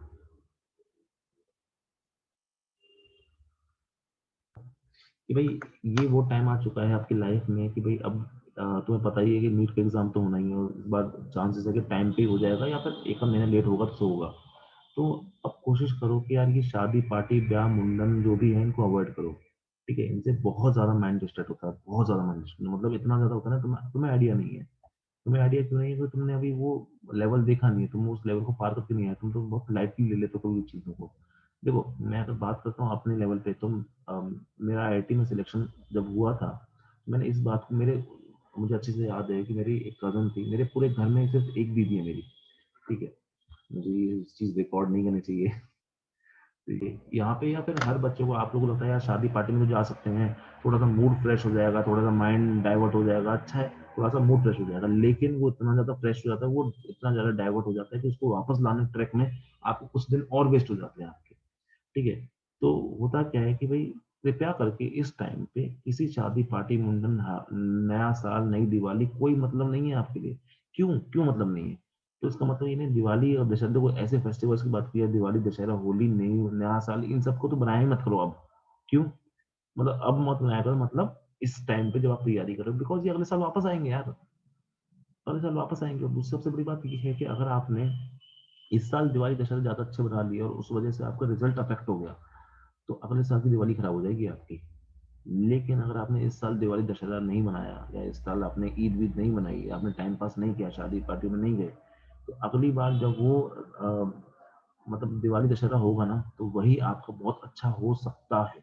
मैं ये नहीं कह रहा हो जाएगा, वो डिपेंड करेगा आपको रिजल्ट पे, लेकिन कम से कम आप इस बात को कोसोगे तो नहीं कि यार मैं शायद उस टाइम पे पढ़ाई कर लेता तो ज़्यादा बेटर हो जाता। ठीक है, तो कृपया करके एक ऐसा एक्सक्यूज मत रखो अपने पास में, क्योंकि वो एक्सक्यूज सिर्फ तुम्हारे दिमाग में रहेगा।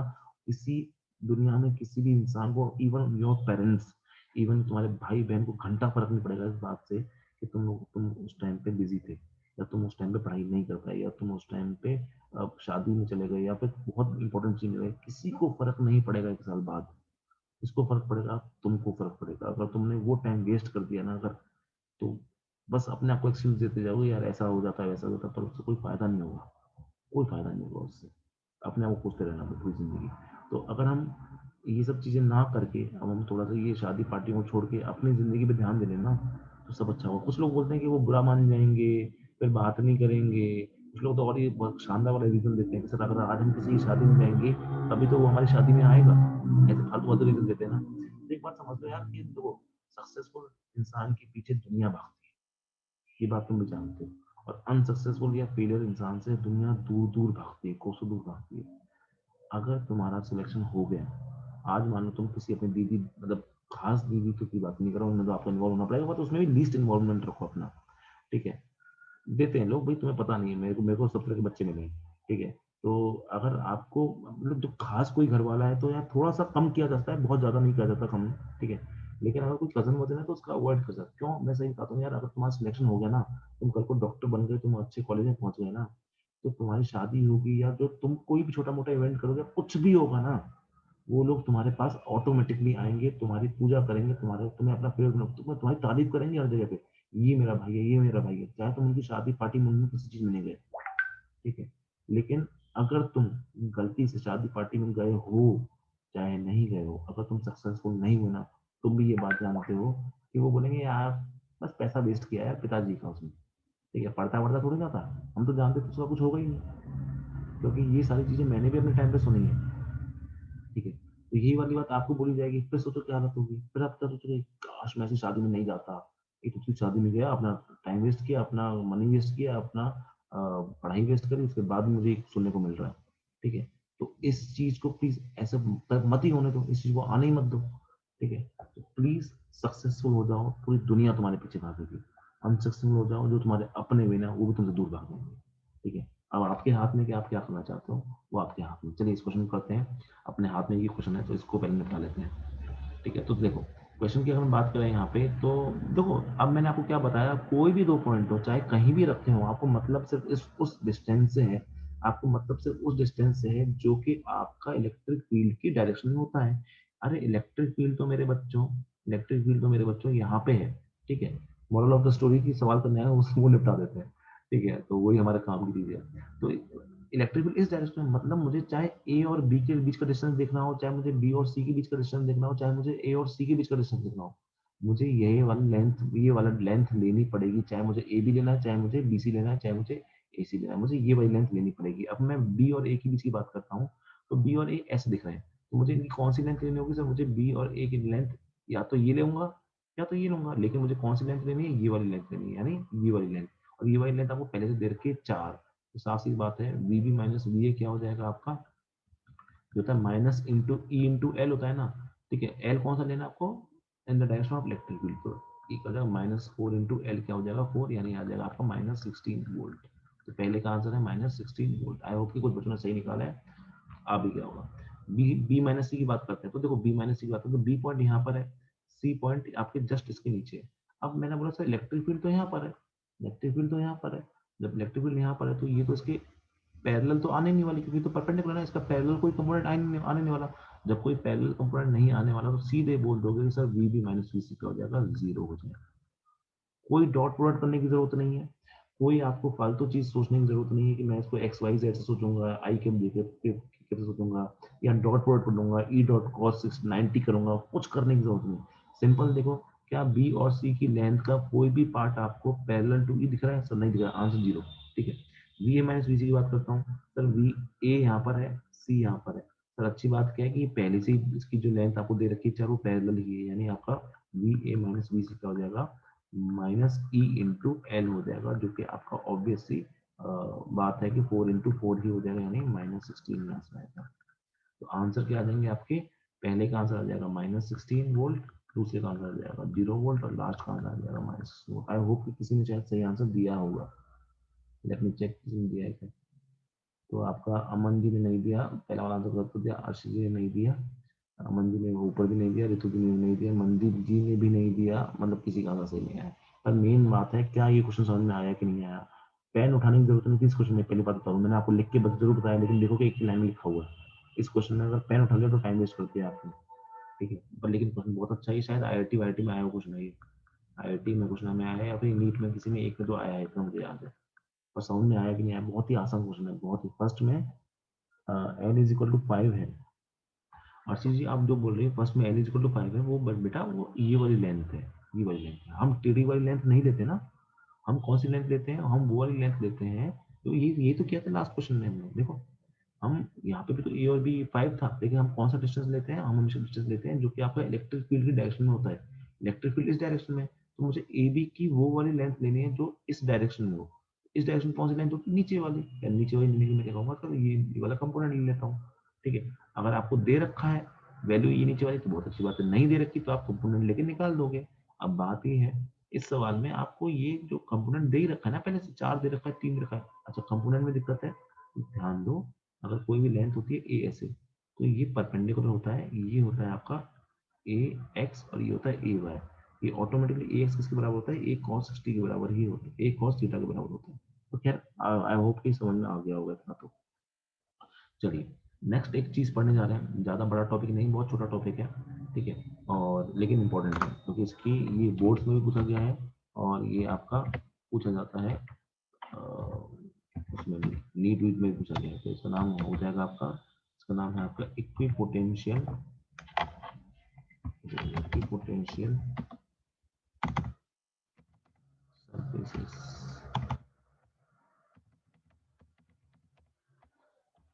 चलो देखते हैं।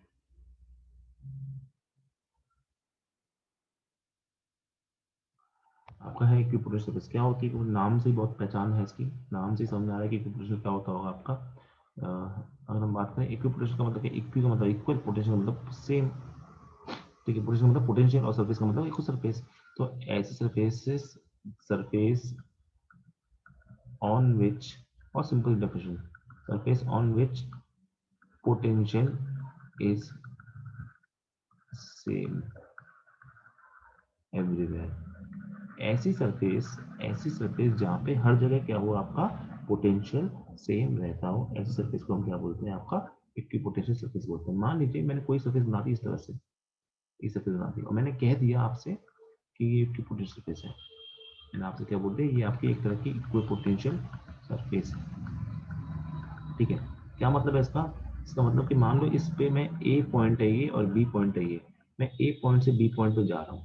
ठीक है, तो वो क्या बोलता है कि मान लीजिए वी ए है यहाँ का और यहाँ का वी बी है, तो ये बोलता है क्योंकि ये पूरी की पूरी सरफेस इक्विपोटेंशियल है, इसके लिए ये क्या जरूरी है कि वी ए क्या होना चाहिए आपका, वी बी के बराबर होना चाहिए। ठीक है, वी ए के बराबर होना चाहिए, वी बी के बराबर होना चाहिए। तो इसका मतलब ये भी हो जाएगा कि पूरी पूरी एक इक्विपोटेंशियल सरफेस पे डेल्टा वी क्या हो जाएगा आपका, जीरो हो जाएगा। V B minus V B V A क्या हो जाएगा, जीरो हो जाएगा। मतलब एक इक्विपोटेंशियल सरफेस में जब मैं मूव करूंगा, ए से बी मूव करूंगा, तो आपका डेल्टा वी क्या हो जाएगा, जीरो हो जाएगा। ऑटोमेटिकली इससे मैं ये भी समझ जाऊंगा कि डेल्टा यू क्या हो जाएगा, जीरो हो जाएगा। क्यों सर? डेल्टा यू जो होता है वो आपका क्यू इंटू डेल्टा वी होता है। अब चाहे क्यू पॉजिटिव हो चाहे नेगेटिव हो, अगर ये वाली पार्ट जीरो है तो ऑटोमेटिक डेल्टा यू भी क्या होगा, जीरो हो गया।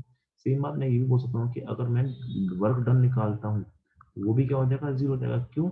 मैं जानता हूँ वर्क डन क्या होता है सर, वो माइनस डेल्टा यू होता है। अब डेल्टा यू जीरो है तो वर्क माइनस हो प्लस हो, उसका क्या मतलब है? तो आपका ये तीनों चीज होती है कि अगर मैं ये सवाल पूछे गए और सिंपल फॉर्म में मैंने आपको बता दिया कि देखो मेन याद करना है ये सबसे इंपॉर्टेंट डेफिनेशन क्या है आपकी, ये क्या कि ऐसी सरफेस जहाँ पे हर जगह आपका पोटेंशियल क्या रहता है, सेम रहता है, उसको हम बोलते हैं आपकी इक्विपोटेंशियल सरफेस।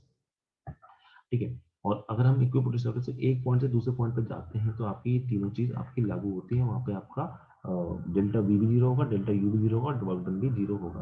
ठीक है, चलिए ये वाली बात समझ लेते हैं। अब इसके बाद जो नेक्स्ट पॉइंट है वो भी काफी इंपॉर्टेंट पॉइंट है कि मान लो मुझे कल को बोले कि मुझे इक्विपोटेंशियल सरफेस बना के दिखाओ, कि बना के बताओ कैसे बनती है कैसे दिखती है। तो सुनो, मैं क्या बोलूंगा, ये वाली बात याद रखना है कि आपकी इलेक्ट्रिक लाइंस ऑफ फोर्स, या सिंपल हम बोलते हैं इलेक्ट्रिक फील्ड लाइंस भी बोलते हैं, electric field lines of force या electric field lines are always always perpendicular to are always perpendicular to equipotential surfaces। इसका रीजन बताऊंगा, मैथमेटिक प्रूव करूंगा। ठीक है, सरफेसेस। तो सुनो, मैं क्या बोल रहा हूँ कि आपकी जो कल को मुझसे बोलता है इक्विपोटेंशियल सरफेस बना के बताओ, और आपको मैंने इलेक्ट्रिक फील्ड लाइन दे रखी है, तो आप बस ये याद रखना कैसे बनाना होगा। इक्विपोटेंशियल सरफेस जो होती है वो हमेशा क्या होती है, आपकी इलेक्ट्रिक लाइंस ऑफ फोर्स या इलेक्ट्रिक फील्ड लाइंस के हमेशा क्या होती है, परपेंडिकुलर होती है। प्रूव कर लेते हैं इस बात। सुनो, मैंने क्या बोला आपका, ये वाली बात तो हर बच्चा जानता है कि डेल्टा वी क्या होता है आपका, डेल्टा वी सर होता है minus E dot D x होता है। हाँ कि ना? हाँ सर। अब मैं अगर इक्विपोटेंशियल पे बात करता हूँ इस डेल्टा वी की, अगर मैं इक्विपोटेंशियल पे बात करता हूँ इस डेल्टा वी की, साफ सी बात है ये क्या हो जाएगा, ये जीरो हो जाएगा। हाँ से जीरो हो जाएगा।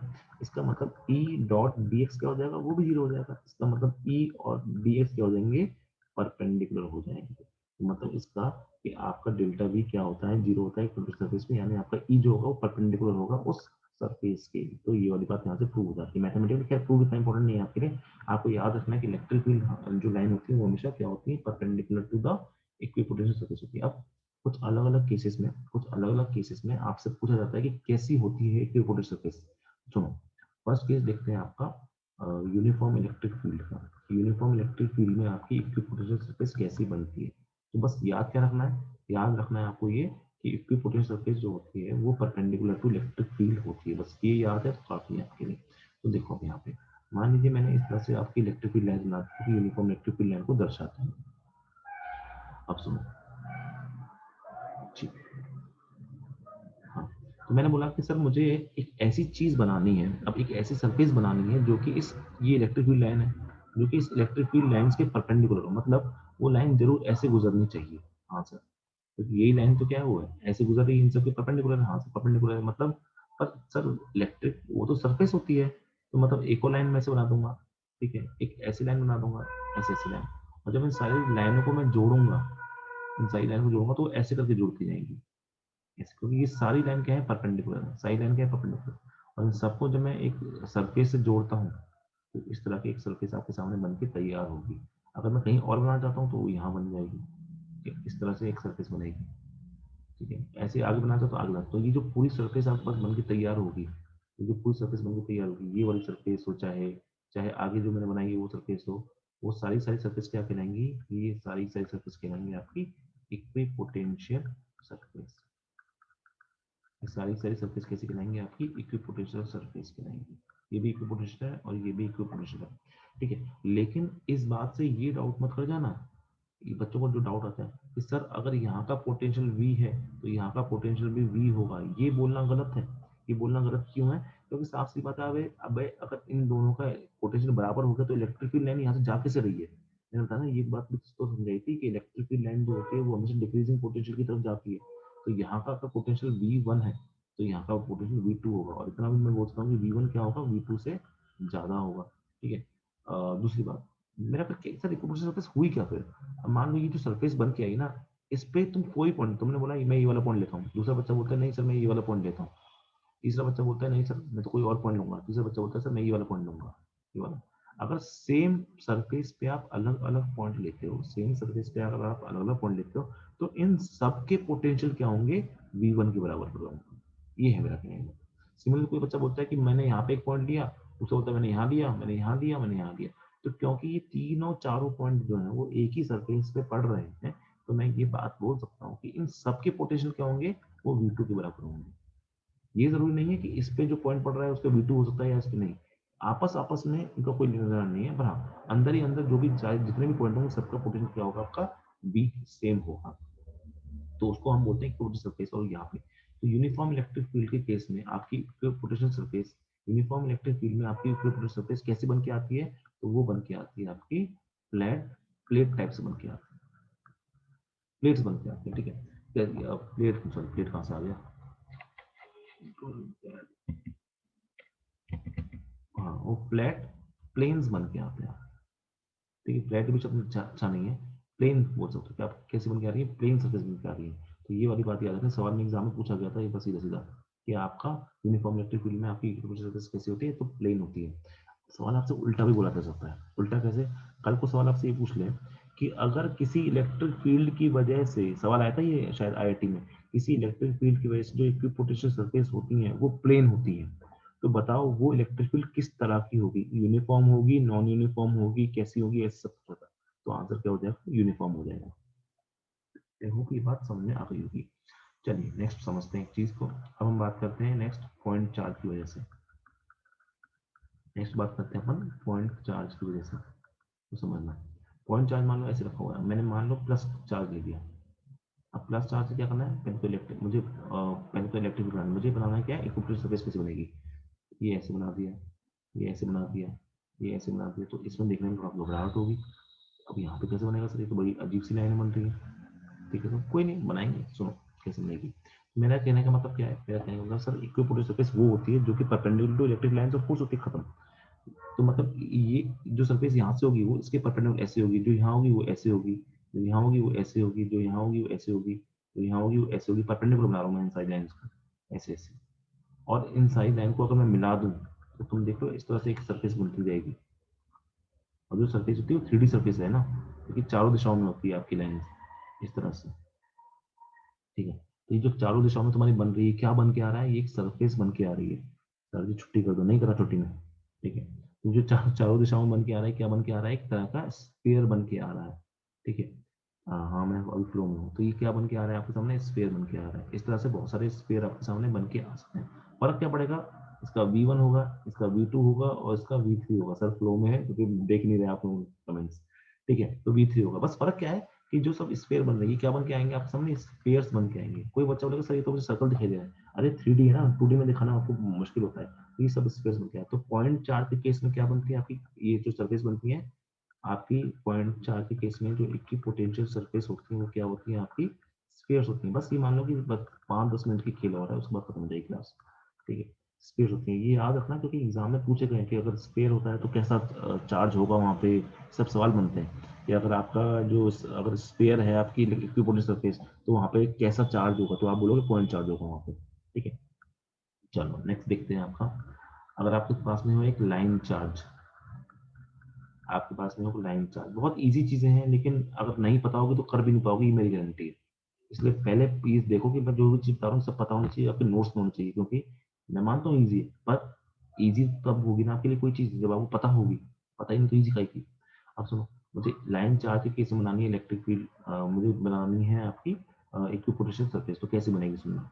तो मैंने क्या किया, एक लाइन चार्ज दे दिया आपको, प्लस प्लस चार्ज बढ़ा दिया। तो पहले सबसे पहला काम मेरा क्या होगा, मुझे मेरा सबसे पहला काम होगा इस पर इलेक्ट्रिक फील्ड लाइन्स बनाना। तो ये मैं बता चुका हूँ कि इस पर इलेक्ट्रिक फील्ड लाइन ऐसे करके बनती है, बाहर की तरफ होगी क्योंकि आपको प्लस चार्ज है यहाँ पे। चलिए बहुत बढ़िया। कल डायपोल शो होगा बच्चों, और डायपोल खत्म भी हो जाएगा, तो प्लीज डायपोल क्लास मिस मत कर देना, बहुत ज्यादा इंपॉर्टेंट क्लास है। और अगर नहीं पढ़ी तो समझ में भी नहीं आएगी। खैर आप लोगों की एडवांटेज है कि मैं आपकी क्लास यूट्यूब पर भी डाल देता हूँ, तो वहां से पढ़ लोगे, लेकिन लाइव क्लास में ऑटोमेटिक मजा अलग होता है ना पढ़ने का यार। आप डाउट पूछ सकते हो, लाइव क्वेश्चन आंसर कर सकते हो, ठीक है, और मुझे लाइव डाउट भी इसमें क्लियर कर सकता हूँ अपने हिसाब से। कल की क्लास मत मिस करोगे ना किसी भी हालत में। डायपोल नहीं समझ में आया तो कभी समझने भी नहीं आएगा तुम्हें, ये मेरी गारंटी है। तो इस तरह की बात नहीं है। अब फिर से वही वाली बात, ये चारों दिशाओं में जा रहा है ना ऐसे, ठीक है। ये एक्चुअली में अगर तुम देखो ऊपर से देखोगे ना, तो ऊपर से तुम्हें जो लाइन दिखेगा पॉइंट दिखेगा, तो चारों दिशाओं में तो ऐसे जा रहा होगा, ठीक है, ऐसे करके। और नीचे भी है वो लाइन, ठीक है, तो ऐसे ऊपर तो सर्कल बनेगा, और नीचे क्या बनता जाएगा, नीचे वो लाइन खींचती जाएगी, इस तरह से लाइन खींचती जाएगी, ऐसे ऐसे सर्कल बनते जाएंगे। और इन सब सर्कल को जोड़ोगे तो क्या बनते जाएंगे आपके सामने, सिलेंडर बनते जाएंगे। बिल्कुल लाइव तो मजा ही कुछ और होता है, ठीक है। तो यहाँ पे क्या होगा सर, यहाँ पे जो बन के तैयार होगा आपके सामने बहुत सारे सर्कल, एक सर्कल यहाँ पर, एक सर्कल यहाँ पर, एक सर्कल यहाँ पर, और इन सारे सर्कल को अगर मैं जोड़ दूंगा तो आपके सामने क्या तैयार हो जाएगा, आपके सामने एक सिलेंडर तैयार हो जाएगा। आपके सामने क्या तैयार हो जाएगा, एक सिलेंडर तैयार हो जाएगा।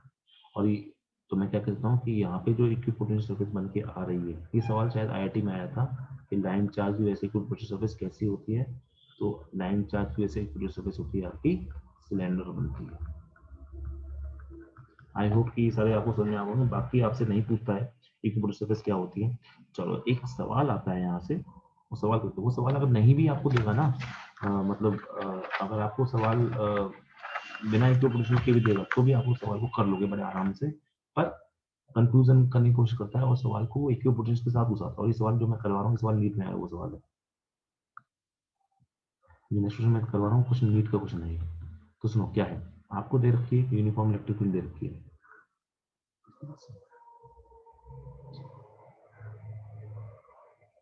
आपको शायद यूनिफॉर्म इलेक्ट्रिक फील्ड ना भी दे, तो नहीं दे रखी है, हम करके नहीं देते, तो शायद नीट का जो सवाल था वही देते हैं आपको। आपको बोल रखा है, आपको ऐसे दे रखा है सवाल, देखना, ऐसे एक लाइन दे रखी है, ऐसे एक लाइन दे रखी है, और ऐसे एक लाइन दे रखी है, ऐसे तीन लाइन दे रखी है आपको।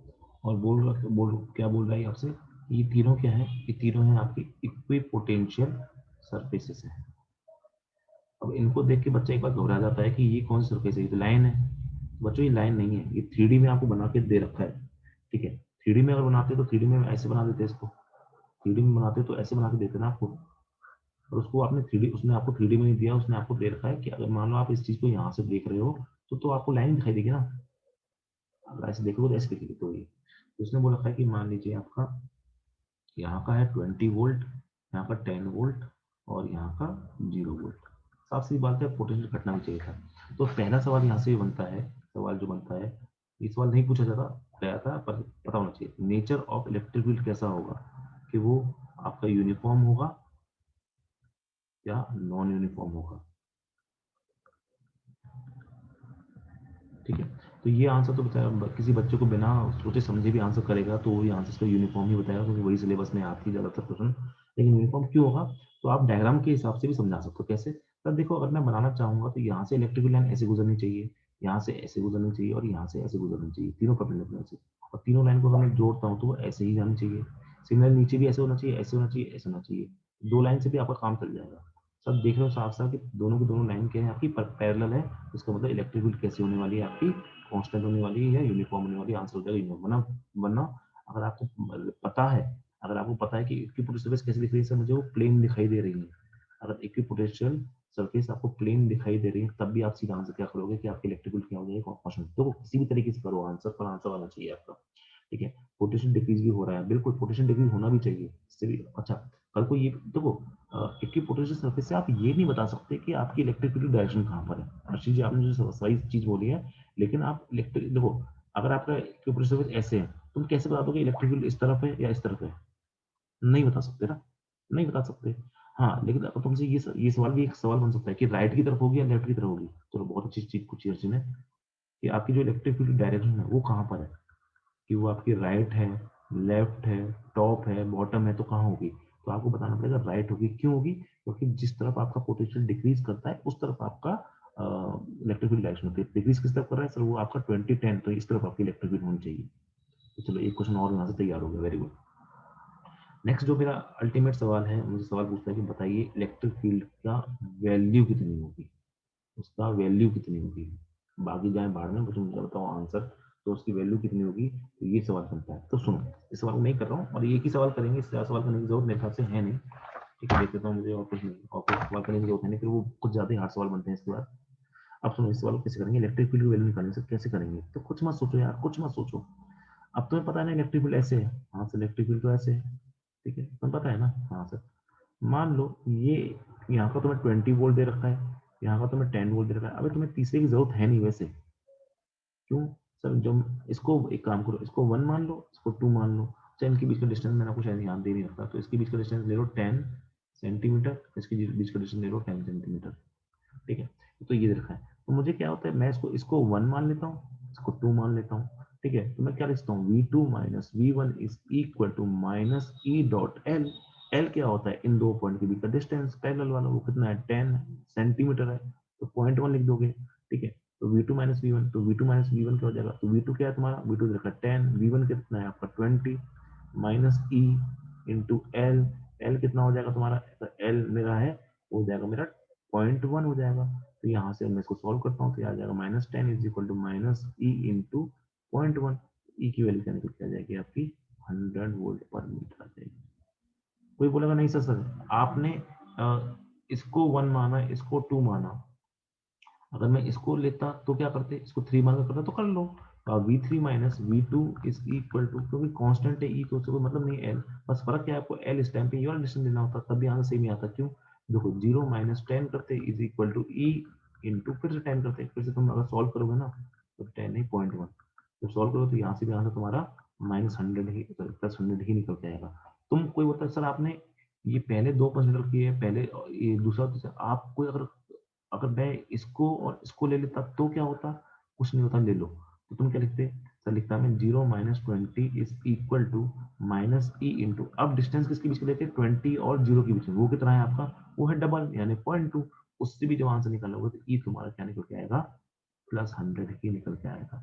तो आंसर भले ही किसी से भी निकालो, किससे भी निकालो, कोई मतलब नहीं है, पर बेस्ट क्या होगा, किसी भी दो को ले लो। अभी बस देखो सोचो, अब मैंने तुम्हें जो मैं तुम्हें जब ये चीज बताई थी -dv/dr, मैंने उस टाइम कितना चीख चीख के चिल्ला चिल्ला के बोला तुमसे कि ये चीज बहुत इंपॉर्टेंट है। और सोच रहे हो पिछली 3 क्लास से हम सिर्फ यही फॉर्मूला पढ़ रहे हैं, बाकी फॉर्मूले जो छोटे मोटे हैं वो तो पढ़ ही रहे हैं, पर जो भी हमने न्यूमेरिकल अभी तक लगाए हैं वो पिछले 3 क्लास हम सिर्फ इस पे बेस्ड है। और उसके अंदर हमने पोटेंशियल भी पढ़ लिया, पोटेंशियल एनर्जी पढ़ लिया, उसमें हमने आपका इलेक्ट्रिक लाइन्स ऑफ फोर्स भी पढ़ लिया, उसके सवाल भी कर लिए हमने, इक्विपोटेंशियल सरफेस भी पढ़ लिया। इतने सारे सवाल पढ़ लिए और सारे के सब पे इस फॉर्मूले पे डिपेंड कर रहे हैं। तो ये फॉर्मूला ये, या फिर दूसरा क्या था आपका, delta V is equal to minus E dot D R. तो इन दो फॉर्मूलों से सोचो कितने सारे सवाल आप कर पा रहे हो। और अब आप ये नहीं बोल सकते कि फॉर्मूला इंपॉर्टेंट नहीं है। आईआईटी का एडवांस लेवल हो, चाहे नीट का लेवल हो, चाहे आपका 12th क्लास का लेवल हो, हर जगह इस टॉपिक से क्वेश्चन बन रहे हैं। तो इस टॉपिक को आपको स्ट्रॉन्ग करके जाना, आखिरी 2-3 क्लास जो है आपकी बहुत ज्यादा इंपॉर्टेंट है। आई होप कि आज की क्लास आपको समझ में आई होगी। आज की क्लास में यहीं पे एंड कर रहे हैं। नेक्स्ट बच्चों जो है वो हम डायपोल पढ़ेंगे, नेक्स्ट क्लास में अपन डायपोल स्टार्ट करेंगे, और डायपोल एंड डायपोल मोमेंट पढ़ेंगे। बहुत इंपॉर्टेंट क्लास है, मिस मत कर देना गलती से। काफी ज्यादा मैथमेटिकल होगी, कुछ प्रूफ्स भी होंगे।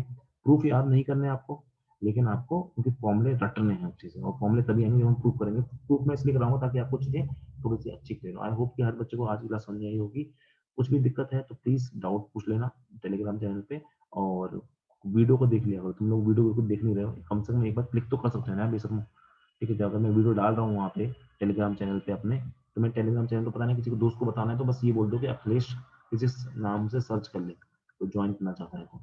ठीक है, बाकी तुम लोगों के लिए है वो। ठीक है, जब एक बार लिंक भेजता हूँ तो कम से कम एक बार, हाँ अमन आप देखते हो मैं देखता हूँ, कम से कम एक बार क्लिक तो कर सकते हो लिंक को यार। तुम लोग क्लिक करने में भी ऐसे वो करते हो, आलस करते हो कि पता नहीं तुमसे मैंने क्या मांग लिया। तो क्लिक करा करो उस पर, उसको देख लिया करो 2-4 मिनट, उसके बाद उस पर थोड़ा लाइक वाइक कर दिया करो, एक आध कमेंट कर दिया करो। कितने बार बोल चुका हूँ तुमसे ये बात, यहाँ 10-12 बच्चे क्लास करने आते हैं। ठीक है, तो तुम ये छोटा-मोटा काम नहीं कर सकते मेरे लिए? तो फिर मेरे को अच्छा नहीं लगता ना कि मैं यूट्यूब पे वीडियो डाले जा रहा हूँ ज़बरदस्ती, ठीक है?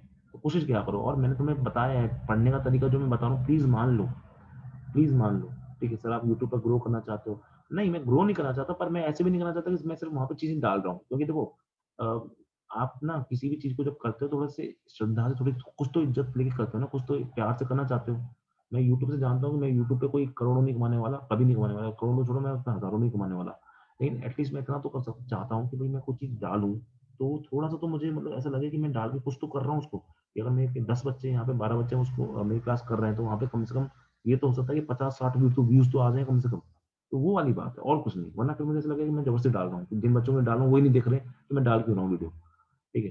तो उसको देख लिया करो और मैंने रिवीज़न का मैंने आपको बताया था ना, आपको खुद से रिवीज़न करने की ज़रूरत नहीं है। आप क्या करो, यहाँ पे आप पढ़ रहे हो, लाइव पढ़ो। देखो लाइव पढ़ो कोई दिक्कत नहीं है, अच्छी बात है, बहुत अच्छी बात है, पढ़ना लाइव भी है। यूट्यूब पे आप जब आओ ना, तो आपकी एक ना एक चीज़ आपकी वीक रह जाती है। तो पूरी वीडियो मत देखो चाहे तो। मैं ये नहीं कह रहा तुम पूरी वीडियो देखो, पर तुम ना फ़ास्ट फ़ॉरवर्ड कर लो उसको, फ़ास्ट-फ़ास्ट करके देखो। फ़ास्ट फ़ॉरवर्ड करने से कोई वो काउंट नहीं होता, व्यूज़ काउंट मतलब वो काउंट नहीं होता, वॉच आवर्स काउंट नहीं होते। पर फ़ास्ट फ़ॉरवर्ड किया करो उसको और फिर देखा करो अच्छा ये वाला सवाल मैं उस टाइम अटका था, बस वहीं पे उसको स्लो कर लो या फिर कम से कम फ़ास्ट फ़ॉरवर्ड करने से तुम्हें ये पता चल जाएगा कि क्या तुम्हें पूरी क्लास समझ में आ गई थी या नहीं आ गई थी। अगर आ गई थी तो बहुत अच्छी बात है, नहीं आ गई तो कोई बात नहीं। सर आपकी वीडियो यूट्यूब सर्च इंजन पर नहीं जा रही है। ठीक है, वो यूट्यूब सर्च इंजन में जाने के लिए बहुत सारी चीज़ें करनी पड़ती हैं। ठीक है, मैं वो पॉपुलैरिटी पे बेसिस होता है। चलो ख़ैर वो सब सेकेंडरी है, मेन मुद्दा है क्या वो पढ़ाई भी करनी है, बस क्लिक कर दिया करो चुपचाप से। इसलिए आज के लिए इतना ही पढ़ते हैं। Thank you very much. ठीक है, आगे पढ़ते रहेंगे इस तरह से और मिलते हैं आपसे नेक्स्ट क्लास में। कल क्लास मिस मत करना। Thank you very much. Good night everyone. Take care. Bye bye.